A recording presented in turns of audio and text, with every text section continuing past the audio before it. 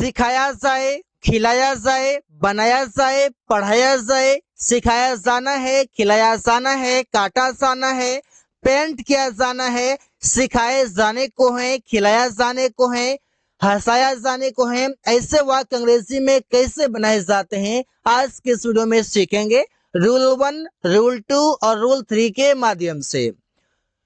कोई काम किए जाने को है, इसे कैसे बनाए जाते हैं, इसे एग्जाम्पल से समझते हैं कि सेंटेंस कैसे बनते हैं, क्या इसका मीनिंग होता है, सेंटेंस एग्जैक्टली कहता क्या है, वो अगर समझ जाए तो सेंटेंस आसानी से बन जाएगा। जैसे एग्जाम्पल है कि गरीबों को खाना खिलाया जाने को है, कोई काम जब किए जाने को है। अब यहाँ पर समझिएगा, ये सेंटेंस बनेगा पैसिव में। पैसिव का मतलब है कि वो वॉइस के अकॉर्डिंग बनेगा। जब वॉइस के अकॉर्डिंग बनेगा तो वहां पर कैसे सेंटेंस बनेंगे, क्या इसका स्ट्रक्चर होगा, जिसे हम बोलते हैं कि the poor are to be fed food, मतलब गरीबों को खाना खिलाया जाने को है। खिलाना का होता है फीड, जो कि इसका थर्ड फॉर्म फेड हो गया है, और यहाँ पर खाना नाउन है जो कि फूड है, और द पुअर का मतलब है गरीबों या गरीब लोग। गरीब लोग बोले या गरीबों बोले, बात एक ही है। इसके लिए हम इंग्लिश में लिखते हैं द पुअर। सड़कें बनाया जाने को है, कोई काम किए जाने को है, इसका स्ट्रक्चर हो जाएगा, सबसे पहले ऑब्जेक्ट होगा, इसके बाद हम लिखेंगे इज, लिखेंगे हम एम, लिखेंगे हम आर, इसके बाद आएगा टू बी के साथ वर्ब का थर्ड फॉर्म, जो कि टू बी यहाँ पर लिखा हुआ है, और फेड वर्ब का थर्ड फॉर्म है। जब भी मीनिंग आए कोई काम किए जाने को है, कोई काम किए जाने को है, करने वाला कोई और है, यहाँ पर ये सेंटेंस पैसिव में होगा, स्ट्रक्चर ये होगा।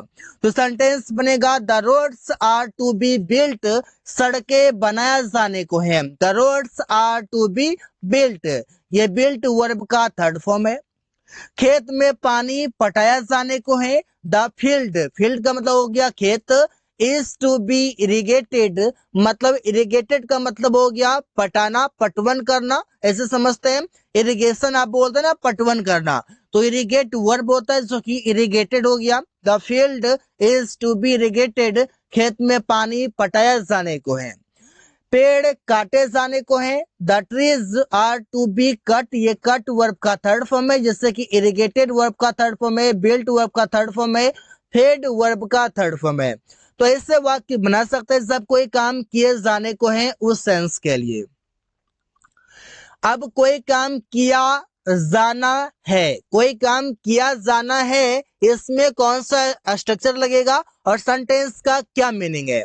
जैसे हम बोलते हैं कि बच्चों को अंग्रेजी पढ़ाया जाना है, सिखाया जाना है, तो सेंटेंस बनेगा children have to be taught English. Teach मतलब होता है पढ़ाना या सिखाना, यहाँ पर टीच का थर्ड फॉर्म टॉट हो गया, जो कि टू बी के साथ वर्ब का थर्ड फॉर्म है।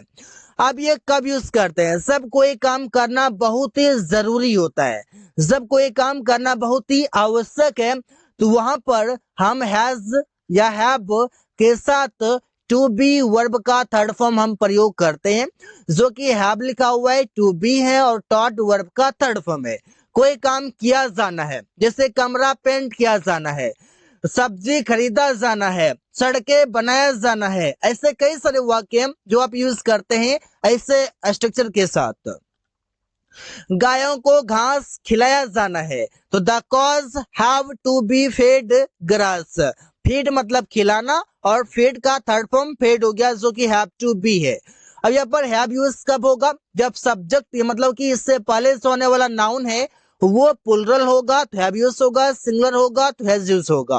जैसे कि कमरा पेंट किया जाना है, the room has to be painted, room के बाद हैज यूज हुआ है क्योंकि रूम सिंगुलर नाउन है, और यहाँ पर ये सेंटेंस में ऑब्जेक्ट का काम कर रहा है। पेंटेड वर्ब का थर्ड फॉर्म है, जो कि टू बी पेंटेड लिखा हुआ है, to be with three. Ravi को शिक्षक के द्वारा पीटा जाना है, Ravi has to be beaten by the teacher. अब यहाँ पर समझिए कि रवि जो है सेंटेंस में ऑब्जेक्ट है, जैसे कि रूम है, क्यों, जो काम किया जाएगा वो रवि के ऊपर किया जाएगा। पेंट किया जाएगा, क्या पेंट किया जाएगा, कमरा पेंट किया जाएगा। अगर आपको सेंटेंस में ऑब्जेक्ट को ढूंढने की आवश्यकता है तो आप क्या करेंगे, प्रश्न करेंगे होम से, प्रश्न करेंगे व्हाट से। जब कोई आपको लिविंग थिंग्स चाहिए तो होम से आपको आंसर मिलेगा, जब आपको कोई नॉन लिविंग चाहिए तो व्हाट से आंसर मिलेगा। जैसे कि पेंट किया जाना है व्हाट, क्या पेंट किया जाना है? कमरा। अब किसे पीटा जाना है? होम से प्रश्न करेंगे, होम मतलब हो जाएगा किसे, और व्हाट मतलब हो जाएगा क्या। तो किसे पीटा जाना है? तो रवि को पीटा जाना है। तो आप यहाँ पर देख सकते हैं कि ऑब्जेक्ट जैसे ही मिलेगा वो सबसे पहले लिखा जाएगा, इसके बाद हैज से हैव जैसा भी वो आपका ऑब्जेक्ट लिखा जाएगा। सिंगुलर होगा तो हैज, प्लूरल होगा तो हैव होगा। इसके बाद टू बी, इसके बाद वर्ब का थर्ड फॉर्म जैसा भी वर्ब होगा। पीटना मतलब होता है beat, third form beaten. Paint करना का पेंट ही होता है, पेंटेड हो जाएगा। खिलाना का होता है फीड, फीड का थर्ड फॉर्म फेड हो जाएगा। पढ़ाना का होता है टीच, टीच का थर्ड फॉर्म टॉट हो गया। ऐसे हम बना सकते हैं। अब समझते हैं रूल नंबर 3, जिसका मतलब है कोई काम किया जाए, कोई काम की जाए, ऐसे मीनिंग आता है। तो सेंटेंस कैसे बनाता है? जिससे बोलते हैं बच्चों को उचित शिक्षा दी जाए, कोई काम की जाए या किया जाए तो कैसे सेंटेंस बनेगा? बनेगा जैसे कि प्रॉपर एजुकेशन, प्रॉपर एजुकेशन मतलब हो जाएगा उचित शिक्षा should be given to children, बच्चों को उचित शिक्षा दी जाए।